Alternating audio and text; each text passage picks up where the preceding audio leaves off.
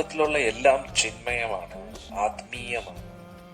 അതിലെല്ലാം വ്യക്തികളുണ്ട്. ഞാൻ നേരത്തെ പറഞ്ഞില്ല. അന്നേരം വൈകുണ്ഠത്തിലെ മരങ്ങൾ എന്ന് പറഞ്ഞാൽ ഇവിടുത്തെ മരങ്ങൾ പോലെ അല്ല.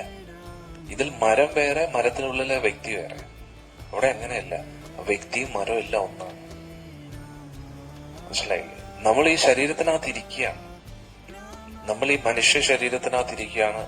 നമ്മൾ ചിലപ്പോ ചെടികളുടെ ഉള്ളിലിരിക്കും, ചിലപ്പോ നമ്മൾ വൃക്ഷങ്ങളുടെ ഉള്ളിലിരിക്കും, ഉറുമ്പിന്റെ ഉള്ളിലിരിക്കും, ആനയുടെ ഉള്ളിലിരിക്കും, കഴുതയുടെ ഉള്ളിലിരിക്കും, പട്ടിയുടെ ഉള്ളിലിരിക്കും. മനസ്സിലായില്ലേ? അന്നേരം കഴുതയുടെ ഉള്ളിലിരിക്കുമ്പോൾ കഴുതയെ പോലെ ചിന്തിക്കും, കഴുതയെ പോലെ പ്രവർത്തിക്കും. പന്നിയുടെ ഉള്ളിലിരിക്കുമ്പോൾ പന്നിയെ പോലെ ചിന്തിക്കും, പന്നിയെ പോലെ പ്രവർത്തിക്കും.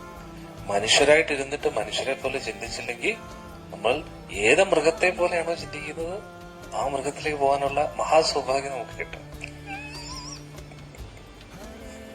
മനുഷ്യ ശരീരത്തിനകത്ത് ഇരുന്നിട്ട് പട്ടിയെ പോലെയും പൂച്ചയെ പോലെയും തിന്നും കുടിച്ചും ഉറങ്ങിയും ജീവിക്കുകയാണെങ്കിൽ കൺഗ്രാചുലേഷൻ, അടുത്ത ജന്മത്തിൽ നമ്മൾ ആരായി മാറും? പട്ടിയും പൂച്ചയും പന്നിയായിട്ടൊക്കെ മാറാൻ പറ്റും. ഇത്രയല്ല ഓപ്പർച്യൂണിറ്റി എന്നത്.